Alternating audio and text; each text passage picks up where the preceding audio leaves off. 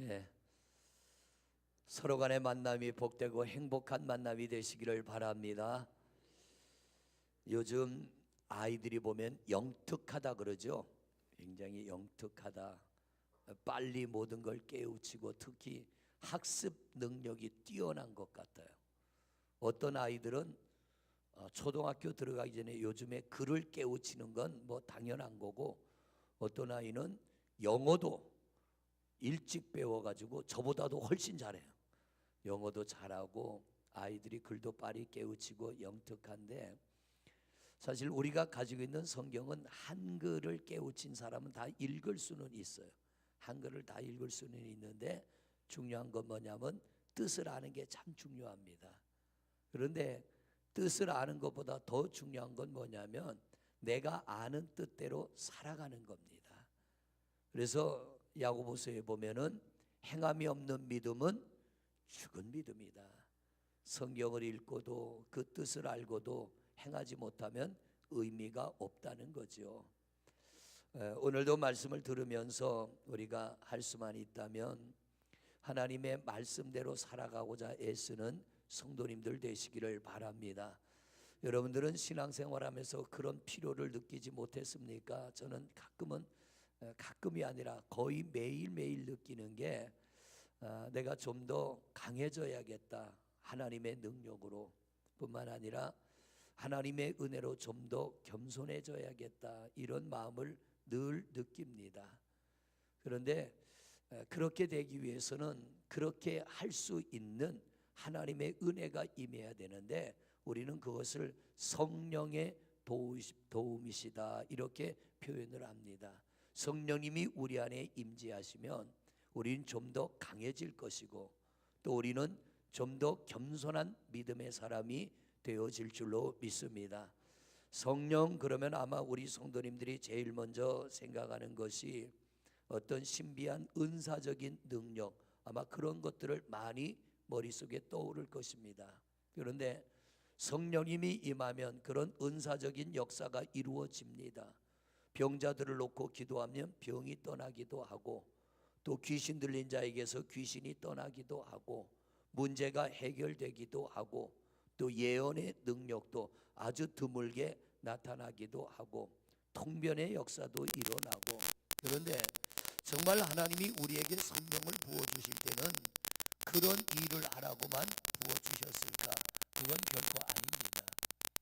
성령의 능력을 우리에게 부어주시는 가장 궁극적인 이유는 뭐냐면 좀 더 나은 하나님의 사람 되라고, 할렐루야, 좀 더 나은 예수 믿는 사람 되라고, 진짜 그리스도인답게 살으라고 우리에게 성령을 부어주시고 은혜를 부어주십니다. 오늘은 그런 측면에서 우리가 어떤 은사적인 것보다는 우리 자신의 좀 더 성숙됨과 좀 더 변화되는 그런 모습들을 사모하며 말씀을 들으시고 또 성령님이 우리에게 좀 더 강력하게 임하여서 우리의 말이나 행동이 그리스도인의 모습이 나타나도록 그런 변화를 이루고자 하는 사모하는 마음으로 말씀을 들으시고 또 성령을 사모하여서 우리 성도님들의 모습 속에서 진정한 그리스도인들의 모습이 나타나기를 축복합니다. 성경을 보면 예수님이 어느 날 제자들이 이렇게 말씀을 하시죠. 너희들 나하고 같이 기도하러 좀 가자. 제자들은 예수님을 따라 기도하러 올라갑니다. 그리고 예수님께서 평소에 안 하던 말씀을 합니다. 너희들 나를 위해 기도 좀 해다오. 예수님이 제자들에게 기도를 부탁한 적이 없습니다.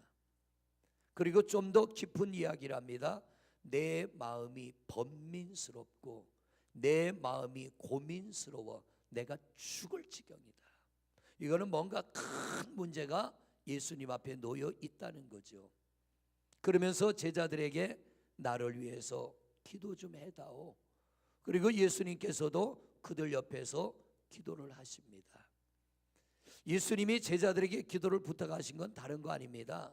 십자가의 죽음, 그 십자가의 죽음을 앞두고 예수님이 너무 고통스럽고 너무 힘든 십자가라 도저히 지금의 예수님으로는 감당하기 어려우니까 그 문제를 하나님이 도우시면, 하나님이 힘을 주시면 저 십자가를 내가 감당할 수 있으니까.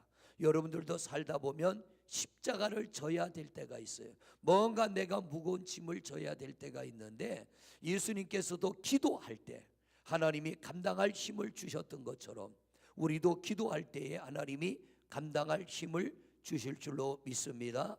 제자들이 예수님의 말씀을 듣고 기도해야 되는데, 예수님은 땀방울이 핏방울이 되도록 기도하는데 이 제자들은 굴굴 잠만 잡니다. 왜냐하면 예수님의 말씀의 의미를 모르기 때문에. 왜 예수님이 기도해 달라고 하는지, 뭐 때문에 예수님이 마음이 번민스러워 죽을 지경이라고 말씀하시는지 그 의미를 모르니까 그냥 제자들은 잠만 잡니다. 그런데 엎드려 기도하는 예수님, 얼마나 간절하게 기도했던지 땀방울이 핏방울이 되도록 기도하실 때 하나님이 그 기도를 들으시고 예수님에게 십자가의 죽음을 감당할 수 있도록 돕는 힘을 더하시더라. 할렐루야. 돕는 힘을 더하실 때 예수님이 제자들을 깨웁니다. 일어나라, 이제 가자. 왜냐하면 문제가 없어진 게 아니라 문제가 여전히 내 앞에 있고 내가 그 문제를 짊어져야 되지만 하나님이 감당할 힘을 주셨기 때문에 이젠 감당하러 가자고 하는 것입니다. 우리는 이렇게 강해질 필요가 있다는 거예요. 오늘날의 성도들을 보면 너무 약합니다. 말 한마디에 시험 들더라고요. 그렇게 열심히 하던 신앙생활, 뭔가 좀 내 마음에 맞지 않으면 시험이 또 거기서 시작이 되어지는 겁니다. 십자가가 아닌 것이 어마어마한 십자가가 된다는 거예요. 문제가 아닌 것이 문제가 된다는 거예요. 이건 곧 뭐냐면 우리가 그렇게 약하다는 거예요. 그래서 우리는 좀 더 강해질 필요가 있고요, 좀 더 담대해질 필요가 있고요, 또 우리는 좀 더 겸손해질 필요가 있는데, 그렇게 할 수 있는 힘을 하나님은 우리에게 주시기를 원합니다. 그래서 여러분, 사모할 때에 성령이라고 하는 놀라운 에너지를 우리에게 부어주실 것이며, 그 성령의 에너지가 임할 때 겟세마네 동산에서 응답받고 승리한 주님의 모습, 십자가에서 승리한 주님의 모습이 우리의 모습이 되어질 줄로 믿습니다. 제자들 기도해야 될 때 기도하지 못해요. 예수님께서 기도를 마치고 가자, 그리고 예수님 일어나실 때 가롯 유다를 앞세워 로마 군병들이 예수님 잡으러 옵니다. 맥없이 예수님이 끌려갑니다. 평소에 보던 예수님의 모습이 아닙니다. 그 예수님의 모습을 보고 제자들은요 실망합니다. 낙심합니다. 시험에 빠져버립니다. 베드로도 예수님을 끝까지 따라갔지만 결국 3번 부인하고 돌아서고 말아요. 왜냐하면 그들은 시험을 이길 만한 힘이 없기 때문에.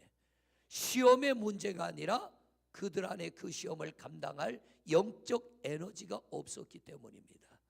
정작 십자가를 지는 분은 예수님인데, 예수님은 시험 들지 않는데 십자가도 지지 않는 제자들은 시험에 드는 겁니다. 이거 참 이상한 현상 아니에요? 우리에게서는 절대 그런 일이 일어나지 않도록 늘 성령의 은혜를 사모하는 여러분 되시기를 바랍니다. 제자들이 결국 다 흩어졌어요. 시험 들어가지고 뿔뿔이 다 제 갈 길로 갑니다. 그리고 이들이 요한복음 20장에 보면 한 곳에 모였어요. 20장 19절입니다. 같이 읽습니다. 시작. 이날 곧 안식 후 첫날 저녁 때에 제자들이 유대인을 뭐하여? 두려워하여. 예수님을 십자가에 못 박아 죽인 유대인들이 자기들에게도 어떤 해를 끼칠까 두려워하여 문을 닫아 걸어놓고 밖에 나가지도 못하고 자기들끼리 모여가지고 두려움에 잔뜩 움츠리고 떨고 있는 겁니다. 왜냐하면 그 시험을 이길 성령이 임하지 않아서. 두려워하여 모인 곳에 문들을 닫았더니 다 문을 닫아 건 거예요. 그런데 부활의 주님, 십자가의 고난을 이기시고 승리한 부활의 주님이 이 제자들을 찾아오셨어요. 그리고 제자들에게 오셔서 예수님이 뭐라고 하십니까? 너희에게 평강이 있을지로다. 주님의 평강이 여러분에게 있기를 축복합니다. 오늘도 여러분이 지고 있는 십자가 있을 거예요. 그러나 주님이 우리와 함께 하시면, 성령님이 우리 가운데 임하면 평강이 임하게 될 줄로 믿습니다. 예수님이 또 한 번 요한복음 20장에 보면 평강이 너에게 있을지로다. 그리고 주님이 말씀하십니다. 성령을 받으라. 이 말은 곧 뭐예요? 평강은 성령이 임재할 때 우리 안에 평화가 이루어진다는 거예요. 성령이 우리 안에 부어질 때에 우리가 문제 가운데서도 평안을 누리게 되고, 문제 가운데서도 소망을 가지게 될 줄로 믿습니다. 제자들은 실패했습니다. 누가 봐도 실패했습니다. 예수님이 제자들을 부를 때 내가 너희로 사람 낚는 어부가 되게 하리라. 제자들이 배를 버리고 그물을 버리고 가족을 버리고 예수님 따라갔어요. 신바람 나게 예수님 따라갔지만 그 예수님이 십자가에서 죽으실 때 이들은 뿔뿔이 흩어졌어요. 실패한 겁니다. 그런데 오늘 여러분과 봉독한 사도행전에 보면 제자들이 반전이 이루어집니다. 실패했던 제자들이 완전히 다른 사람으로, 더 강한 사람, 더 힘 있는 사람, 더 능력 있는 사람으로 담대하게 일어나게 됩니다. 어떤 변화가 있었냐면 부활의 주님이 실패한 제자들을 찾아오시고 40일 동안 그들과 함께 먹고 자며 그들에게 말씀을 가르쳤습니다. 그리고 40일이 지나서 주님이 하나님 나라로 승천하시기 전에 제자들에게 이렇게 말씀하시죠. 너희에게 내가 가면은 보혜사 성령을 보내줄 테니까 성령이 임하기 전에는 예루살렘 떠나지 말아라. 내가 너희에게 약속한 성령을 부어주리라. 할렐루야. 겟세마네 동산에서는요, 하룻밤도 못 참았던 제자들, 하룻밤도 기도하지 못했던 제자들. 그런데 부활의 주님을 만나고 이 부활의 주님이 승천하시면서 내가 너희에게 성령을 부어주리라, 약속한 성령을 반드시 보내줄 테니 그 성령이 임하기까지 너희는 기도해라. 마가의 다락방에 모였어요. 마가의 다락방에 모여가지고 약속한 성령이 임하기까지 기도하는데 보세요. 겟세마네 동산은 하룻밤도 참지 못했던 이들이 무려 열흘 동안이나, 성령이 임하기까지 열흘 동안이나 힘을 다하여 기도했더니 바람 같은 성령, 불 같은 성령이 그 자리에 모여진 모든 사람들에게 성령이 임한 줄로 믿습니다. 제자들이요 변했습니다.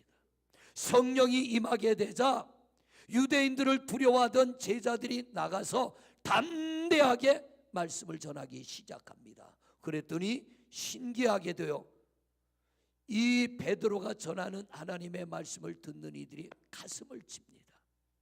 가슴을 치면서 그들이 말하기를 우리가 하나님의 아들 예수님을 알아보지 못하고 우리가 그를 십자가에 못 박아 죽였으니 이 죄를 어떻게 하면 좋겠냐고 묻습니다. 그때 베드로가 뭐라 그럽니까?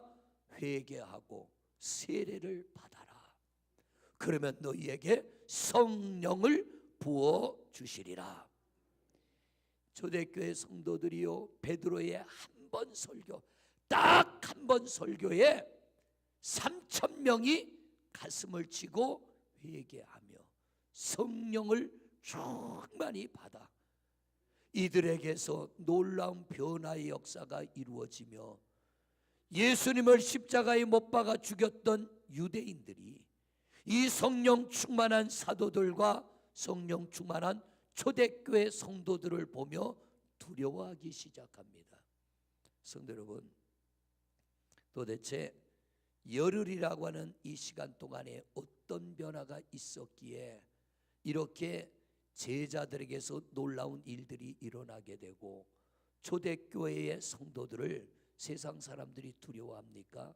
성령이 임했기 때문에, 성령님이 그들 안에 충만히 임했기 때문에 오늘날은 세상과 우리가 너무나 똑같아요. 믿지 않는 사람이나 믿는 사람이 너무나 똑같아요. 우리 감리교회 10개 연회 이제 감독 등록이 다 끝났습니다. 각 연회마다 새로운 지도자를 세워야 됩니다. 120만 명의 감리교 성도들을 이끌어갈 연회 지도자를 세우는데 후보 등록이 끝나고 이제 이런저런 들려지는 이야기들 들어볼 때에 이런 기도가 나와요. 하나님, 그런 목사님은 감독 안 되게 해주세요. 그런 분들은 지도자 되지 않게 해주세요. 하나님이 보시기에 가장 합당한 지도자가 세워지게 해주세요. 왜냐하면 정말 흔들리고 흐트러져가는 이 시대를 바르게 이끌어갈 지도자가 필요합니다. 그런 이야기도 들었어요. 어떤 분은 내가 감독이 되면 적폐청산하겠다. 이건 세상이 할 일이지 교회가 할 일은 아닌 거예요. 교회는요, 품고 나가는 거예요. 도둑이든 살인자든 가늠한 자든 교회에 와서 예수님 만나고 예수님 십자가에 못 박아 죽인 죄인도 가슴을 치며 회개할 때 예수님이 그들을 용서하시고 성령을 부어주시는데 적폐청산이라니요. 이게 교회가 할 일은 아니잖아요. 하나님 앞에 서면 다 똑같은 죄인인데 누가 누구를 정죄한단 말입니까? 누가 누구를 심판한단 말이에요? 소름이 끼칠 정도예요. 교회는 교회의 본질로 돌아가야 돼요. 지도자가 바로 서야 교회가 교회의 본질로 돌아가게 될 줄로 믿습니다. 세상을 쫓아가는 교회가 아니라 세상보다 앞서가야 되고 세상의 본이 돼야 되고 교회에서 이루어지는 일들을 세상이 들을 때에 우리도 저 모습 좀 본받자가 돼야 되는데 어떻게 교회가 세상을 본받으려고 하는지 모르겠어요. 초대교회는 세상 사람들이 성도들을 보면서 두려워했는데 오늘날은 두려움은 고사하고 저들의 입에 오르내리는 입방 하나 짓게 만들고 이런 혼란한 때에 우리가 여기서 벗어나는 길은요, 지성이 아닙니다. 영성입니다. 성령이 우리에게 임하여 우리의 영성이 회복되어져야 되고 성경이 말하는 성도의 자리로 우리가 돌아가야 되고 성경이 말하는 성도의 모습으로 돌아가야 될 줄로 믿습니다. 교회가 교회 밖의 영혼들을 구원하는 데 힘써야 되는데 성도들이 너무 약하기 때문에 교회 안의 사람들 때문에 힘들어져야 돼요. 나는 우리 교회가 그렇지 않기를 바랍니다. 여러분들이 그렇지 않기를 바랍니다. 할렐루야. 스스로는 강해질 수 없어. 그러나 성령의 능력이 임하면, 하나님의 능력이 임하면 예수님이 십자가를 향하여 가자, 이제 우리가 십자가 질 때가 됐다. 제자들에게도 성령이 임할 때 문을 박차고 나가서 담대하게 복음을 전했던 것처럼 우리도 그런 힘 있는 하나님의 사람들이 되어져야 될 줄로 믿습니다. 이번에 가서 집회를 하다 보니까 옛일이 생각나더라고요.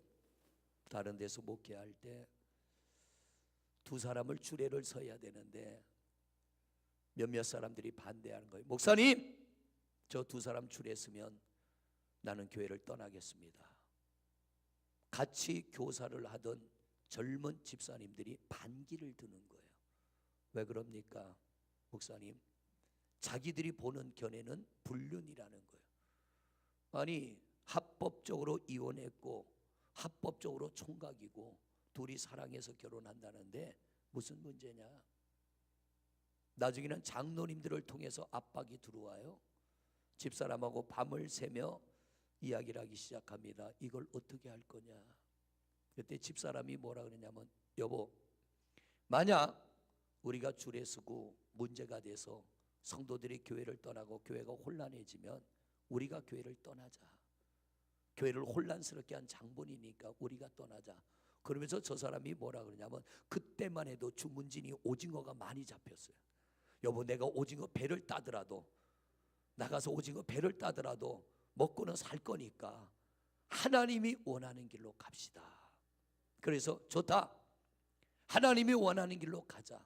그런데 토요일 날이 주례면 금요일 날 밤에 그 반대하는 젊은 집사님들이 와서 4층에 앉아갖고 쭉 앉아 예배하는데, 그들을 보는 순간 얼마나 눈물이 터져 나오는지요.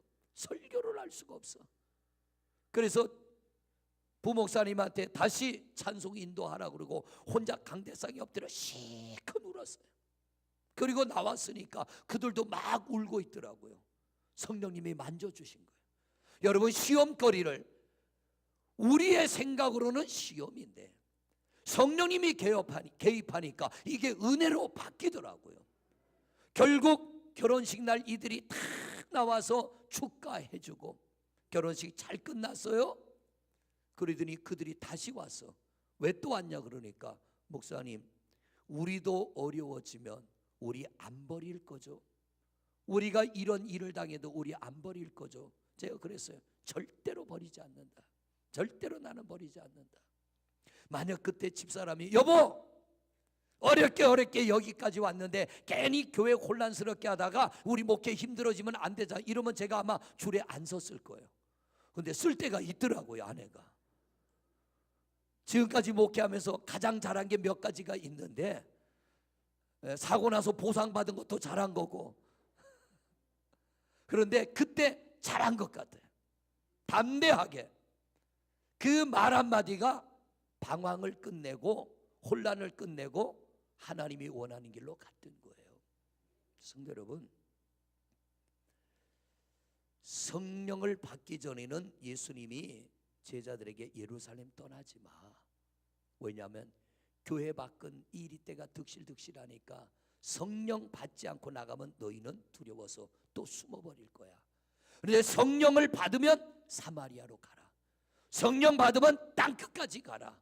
왜냐하면 너희에게 임한 성령이 어떤 두려움과 어떤 문제와 어떤 핍박을 만나도 너희 안에 임한 성령이 너희를 도와서 너희는 반드시 이겨낼 거니까, 성령을 받기 전에는 나가지 말고 성령을 받으면 나가라. 오늘날도 마찬가지입니다. 우리가 이 자리에 앉아 있다고 해서 승리하지 않습니다. 성령님이 우리 안에 임할 때 그분의 힘으로, 그분의 능력으로 우리가 승리하게 될 줄로 믿습니다. 오늘도 불편한 가운데 예배하는 성도들이 있습니다. 몸이 불편하고 마음이 불편하고 삶의 문제가 불편한 가운데 여러 가지 근심, 걱정 가운데 예배하는 성도들도 있습니다. 그러나 단언컨대 성령님이 우리를 덮으면 여러분의 그 불편함과 문제들을 능히 이기게 될 줄로 믿습니다. 성령님은 우리를 돕는 분이에요.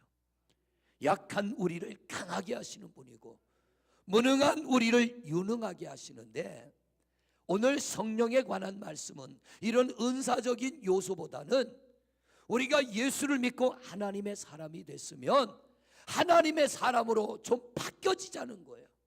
그 바뀌어지는 것이요, 성령을 의지할 때 우리는 바뀌어집니다. 성령을 의지할 때 우리는 변화되게 되는 줄로 믿습니다. 내가 은혜 받았다고요? 아니요. 성령이 임해야 돼요. 그리고 성령님이 우리에게 감동을 주실 때 주저하지 말고 성령의 감동을 따라가면 우리의 말이나 행동이 예수의 향기가 나게 될 것이며, 어디를 가도 빛이 되고 소금이 될 것이며, 여러분의 가정 안에서도 빛이 되고 소금이 될 줄로 믿습니다. 예수님을 십자가에 못 박아 죽였던 사람들, 제자들의 모습을 보며 호의를 베풀기 시작해요. 업신여기며 깔보며 무시했던 그들이, 제자들이 성령 충만함을 받자 함부로 대하지를 못합니다. 하나님의 권능과 하나님의 능력이 임했기 때문이에요. 여러분, 베드로가 한 번 설교에 3,000명을 회개시킨 것도 놀라운데요, 하룻밤도 기도하며 버티지 못했던 베드로가 누가 기도하러 가라 그러지 않는데 스스로 요한과 함께 기도하러 성전을 찾아갑니다. 가다 보니까 성전 문 앞에서 누구를 만났어요? 안진뱅이. 날 때부터 안진뱅이 40여세나 되었더라. 40년이 넘도록 한 번도 일어나 걸어보지 못한 사람. 그 사람이 베드로에게 손을 내밀어요. 먹을 것 좀 주시오. 돈 좀 주시오. 베드로가 그 안진뱅이를 보고 말합니다. 네가 원하는 것 줄 수 없지만 내 안에 있는 것이 너에게 전가되기를 원한다. 내 안에 있는 것이 너에게 옮겨지기를 원한다. 그게 뭐냐면 그 안에 있는 예수 그리스도, 그리고 그의 손을 잡고 끌어당깁니다. 그랬더니 이 안진뱅이가 뻘떡 일어나 걷기도 하며 뛰기도 하며 하나님을 찬미하며 영광 돌린 줄로 믿습니다. 저주의 인생이 성령 충만한 베드로를 만날 때 축복의 인생으로 바뀐 줄로 믿습니다. 남에게 얻어먹는 노숙자의 인생이 이제 몸이 온전하게 됐으니까 내가 뭔가 노력해서 일하며 살아갈 수 있는 자급자족하는 인생으로 바뀌게 된 줄로 믿습니다. 성령이 충만하면, 성령이 임하면 우리에게도 이런 변화의 역사가 일어나게 되는 겁니다. 여러분, 어떤 힘이, 어떤 능력이 이 안진뱅이를 일으켰습니까? 3장으로 넘어가 보세요. 3장 11절부터 말씀을 보십니다. 3장 11절 시작. 나은 사람이 베드로와 요한을 붙잡으니 모든 백성이 크게 놀라며 달려나가 솔로몬의 행각이라 불리우는 행각에 모이거늘 베드로가 이것을 보고 백성에게 말하되 이스라엘 사람들아, 이 일을 왜 놀랍게 여기느냐? 우리 개인의 권능과 경건으로 이 사람을 걷게 한 것처럼 왜 우리를 주목하느냐? 저는 이 말씀에 굉장히 은혜를 받았어요. 베드로가 안진뱅이를 일으키고 일어난 안진뱅이가 베드로를 붙잡자 많은 사람들이 이 안진뱅이가 일어나 멀쩡하게 걸어다니는 모습을 보고 이 안진뱅이가 베드로와 요한을 붙잡고 뭐라 그러냐면 이 사람이 나를 일으켰다고 말합니다. 그랬더니 사람들이 금방 벌떼처럼 모여듭니다. 그때 베드로가 그들을 향하여 뭐라 그럽니까? 이 사람들아, 왜 우리에게 주목하느냐? 이 사람이 일어나 걷게 된 것은 우리의 경건이나 우리의 능력이나 우리의 힘이 아니라 너희가 십자가에 못 박아 죽인 하나님의 아들 예수 그리스도, 그가 부활하셨으며 그의 힘으로 그의 능력으로 이 안진뱅이가 일어났다는 거예요. 성도 여러분, 오늘날 우리가 성령을 받아 변화되어야 될 것이 뭡니까? 이런 겸손함, 어떤 상황에서도 하나님을 높이는 이런 변화가 우리에게서 있어야 될 줄로 믿습니다. 하나님은 경건한 사울에게 왕으로 세우라고 합니다. 사무엘 선지자를 통하여 사무엘아, 백성들이 원하는 저 사울을 왕으로 세워라. 겸손한 사울을 왕으로 세워라. 하나님 말씀에 순종하여 기름 부어 왕의 자리에 세웠습니다. 성령 하나님이 함께 하심으로 전쟁에서 이기고 나라가 평안해지고 나라가 태평성대가 됩니다. 그런데요, 이 사울이 교만함이 나오기 시작해요. 왕이 되기 전에 겸손함은 없어지고 교만함이 나오기 시작하자 하나님은 어떻게 해요? 사울 안에 있던 성령을 다윗에게로 옮깁니다. 그리고 다윗을 불러내서 그 머리에 기름 부어 안수하며 네가 장차 이스라엘의 왕이 될 거야. 성령이 임한 사람은 성령이 임한 사람답게 살아야 되고 하나님의 사람은 하나님의 사람답게 살아야 되는데 성령이 임한 사람이 교만해지니까, 하나님의 사람답게 살지 못하니까 성령님이 떠나가는 거예요. 비참하게 일생을 마감합니다. 성령이 임한 다윗은 인류 역사상 가장 위대한 왕으로 쓰임받게 된 줄로 믿습니다. 양을 치는 별 볼 일 없는 사람이었어요. 아무도 주목하지 않는 사람. 그런데 성령이 임하자 가장 주목받는 사람, 위대한 한 나라를 세우는 능력의 사람으로 바뀌어진 줄로 믿습니다. 이런 겸손함은요, 이런 성령의 위대한 역사는 우리가 우리 자신을 성령님의 감동을 따라 제대로 지켜나가면, 우리 자신을 제대로 지켜나가면 여러분 안에 임한 그 놀라운 성령님이 역사하심으로 하나님의 위대한 일들이 이루어지게 될 줄로 믿습니다. 오늘 이 베드로의 말씀, 이렇게만 살 수 있다면, 내가 뭐가 돼야 된다가 아니라 내가 할 수 없어도 누군가가 하면 하나님 잘하게 해주세요, 이게 지도자의 자격 아닙니까? 근데 저 사람은 자격 없고 내가 해야 된다는 것, 이건 문제가 심각한 거예요. 이건 교만함입니다. 그런 사람은 지도자 되면 안 돼요. 교회 일꾼도 마찬가지예요. 겸손해야 하나님이 은혜 부어주시고, 겸손해야 하나님이 그들의 기도를 들어주시고, 겸손할 때 하나님이 더 큰 성령을 부어주실 줄로 믿습니다. 성경은 우리에게 이렇게 말해요. 성령을 사모해라. 성령을 사모해라. 그러면 우리 하나님은 우리에게 성령을 부어주신다고 약속을 하셨습니다. 성령의 기름 부음을 받은 베드로, 이렇게 겸손했어요. 안전뱅이를 일으켰는데 많은 사람이 몰려와서 어떻게 이런 일을 했냐고, 이 사람이 나를 일으켰다라고 일어난 안전뱅이가 말할 때 베드로가, 아니다, 우리가 한 게 아니야, 우리가 한 게 아니라 너희가 십자가에 못 박아 죽인 예수가 하신 거야. 겸손한 태도가 되어질 때 5장으로 넘어가 보세요. 5장 12절부터 말씀을 보세요. 5장 12절. 5장 12절. 시작. 사도들의 손을 통하여 민간의 표적과 기사가 많이 일어나. 일어나니. 어떻게 일어나요? 안전뱅이 하나 일으킨 게 아니에요. 베드로가 성령 충만함을 받고 가장 먼저 이적이 일어난 건 안전뱅이가 일어난 건데, 이 안전뱅이 하나 일으켜 놓고 내가 했다가 아니라 너희가 십자가에 못 박아 죽인 예수 그리스도가 했다라고 증거할 때 이 베드로에게 임한 성령이 더 강력하게 임하게 되고, 자기를 겸손하게 낮출 때 많은 이적이 나타나고, 성경을 그 뒤로 쭉 가면서 보면 많은 사람들이 병자들을 데리고 나와 베드로가 지나가는 길거리에 그림자라도 스쳐 지나가면 병이 나을까봐 길바닥에 병든 자를 눕혀놓기 시작합니다. 어떻게 이런 일이 일어납니까?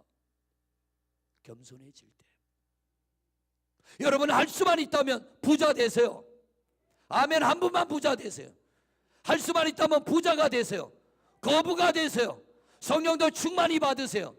권세도 있고 힘 있고 능력 있는 성도가 되세요. 그러나 겸손하십시오. 겸손하지 않으면 그날로 끝입니다.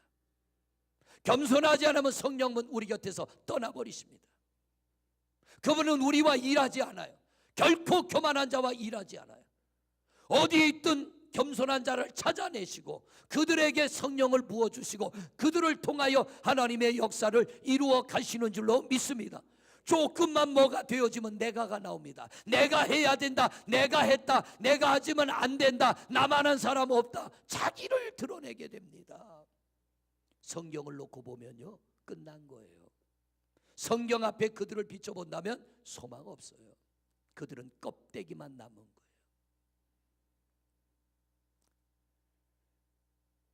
오늘 여기 말씀해 보니까 표적과 기사가 많이 일어나매 믿는 사람이 다 마음을 같이 하여 그럽니다.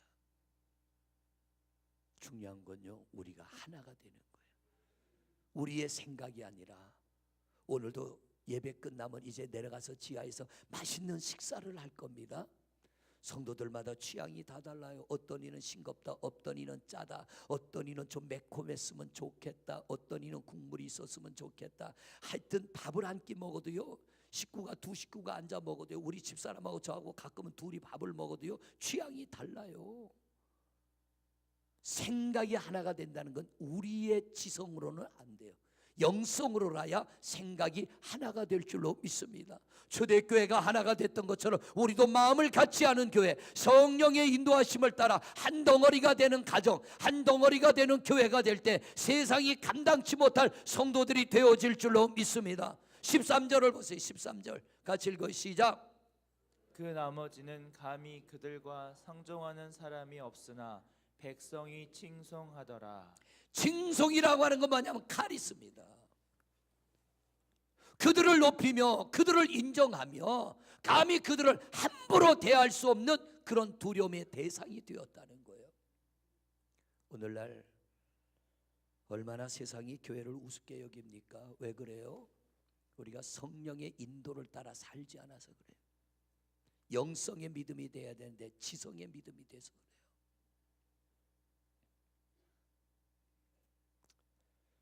성령을 사모해라. 성령을 받으라. 저는 목사입니다.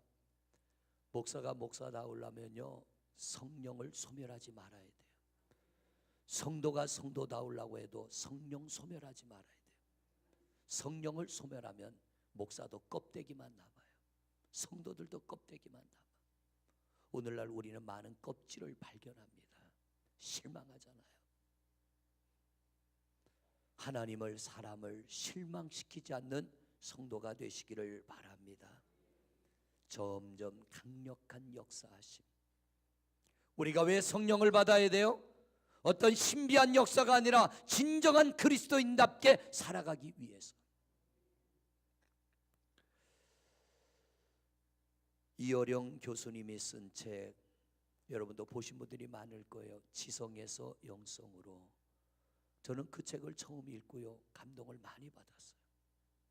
그리고 새신자들이 등록하면 여러 권 사놓고 그 책을 나눠줬어요. 반드시 이 책을 한번 읽어보세요. 이 책을 한번 꼭 읽어보세요. 왜냐하면 이어령 교수님이 지성인이잖아요. 그런데 그가 영성인으로 바뀌었어요. 왜 바뀌었냐면 미국에 가 있는 딸 미나라고 하는 딸 때문에 복음을 듣게 되고 그 복음을 영접하고 하나님의 사람이 됩니다. 그런데 미나라고 하는 이 딸은요 한국에서 결혼했다가 이혼하고 미국으로 갔어요. 미국에서 또 결혼했다가 또 이혼을 해요. 그런데 아들이 어느 날 갑자기 또 죽습니다. 그런데 그 딸에게 또 심각한 눈병이 찾아와서 아버지에게 전화합니다. 아버지, 실명의 위기가 왔습니다. 다시 세상을 볼 수 있는 확률이 거의 없습니다. 딸이 아버지에게 전화만 하면 아버지 어떻게 잘 계세요? 안부를 묻는 게 아니라 1시간씩 전화 통화하며 복음을 전했다는 거예요. 그 이어령 교수님이 쓴 책에 보면 이렇게 기록해 놨습니다. 어쩌다 우리 딸이 저기 가서 광신자가 되었나. 딸이 전하는 복음을 들을 때마다 예수님을 영접하려고 마음을 먹는 게 아니라 어쩌다 내 딸이 미국 가서 이런 광신자가 됐나 이런 마음을 먹었는데 어느 날 딸이 아버지 내가 실명의 위기를 맞이했습니다. 이 전화를 받고 나서 이어령 교수님은 이렇게 기도했다고 그래요. 하나님, 내 딸이 오늘 보는 세상을 내일도 보게 해 주신다면 나도 예수님을 영접하겠습니다. 내가 하나님 영광 위에 살겠습니다. 하나님이 그 기도를 들으시고요 가능성 제로인 눈을 하나님이 고쳐주셨어요. 그때 이 이어령 교수님이 지성에서 영성으로 옮겨지게 됩니다. 그런데 이 딸에게 또 불행이 찾아와요. 위암이 걸렸어요. 결국 그 딸은 위암으로 죽었어요. 목사 안수를 받고 동남아시아에 있는 청소년들을 위해 복음을 전하다가 하나님의 부름을 받았어요. 그런데 보세요. 하나님이 살아계시면 내 딸처럼 신앙생활 열심히 하고 그는 미국에서요 변호사를 했어요. 아주 잘 나가는 사람이죠. 그런데 그 딸의 죽음 앞에 실망하지 않고 그 딸의 죽음 앞에 낙심하지 않고 그 딸을 통하여 복음을 듣고 지성인이 아닌 영성인으로 바뀌어졌다는 거예요. 담대해야 되는 겁니다.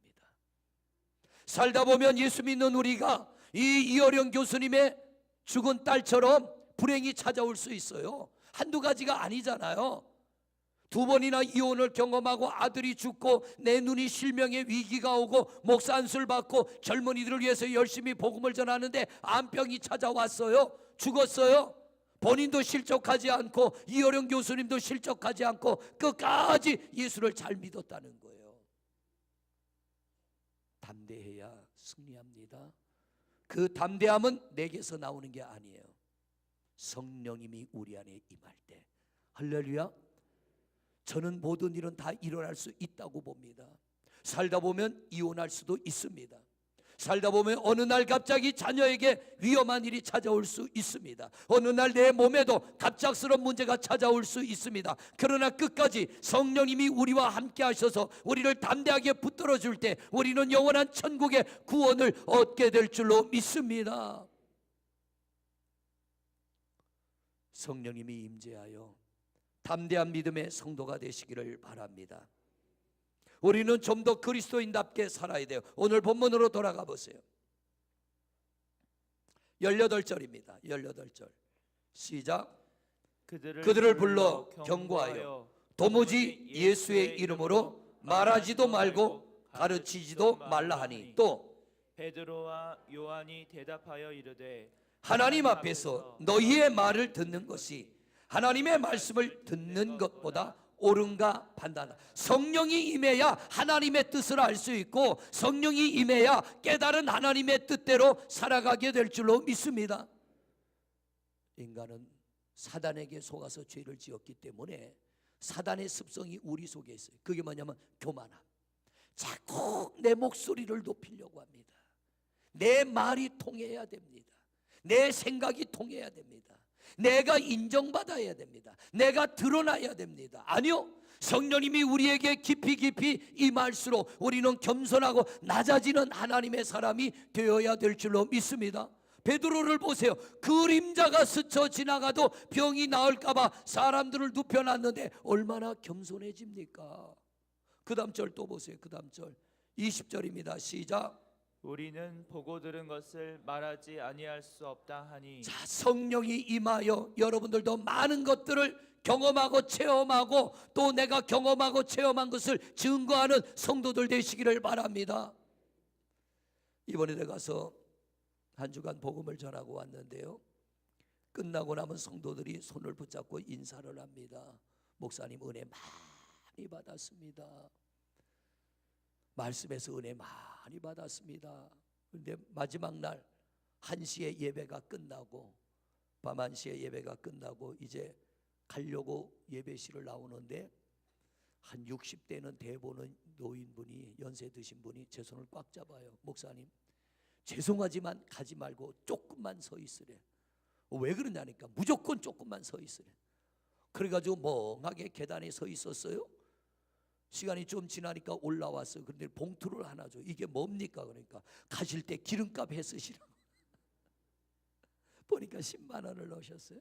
왜 주시냐고 그러니까 목사님 은혜 받아갖고 주시는 거예요. 은혜 받아서 드리는 거예요.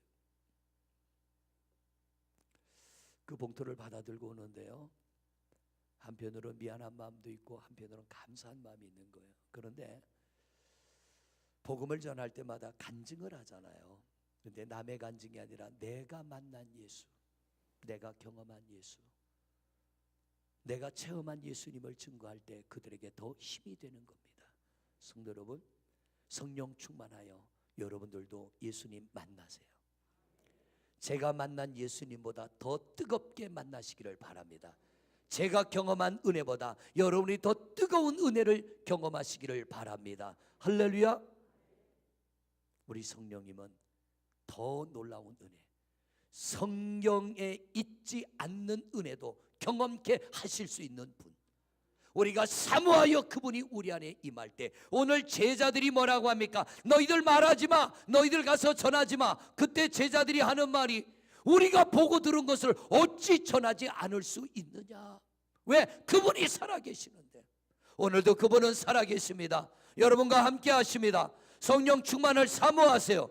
성령 충만을 받으세요. 십자가를 감당하게 될 줄로 믿습니다. 승리하게 될 줄로 믿습니다. 그리고 나아가 내가 만난 예수, 내가 경험한 예수, 내가 본 예수를 증거하여 하나님의 거룩한 나라를 든든히 세워나가는 진정한 그리스도인, 진정한 하나님의 사람이 되어지기를 주님의 이름으로 축원을 드립니다.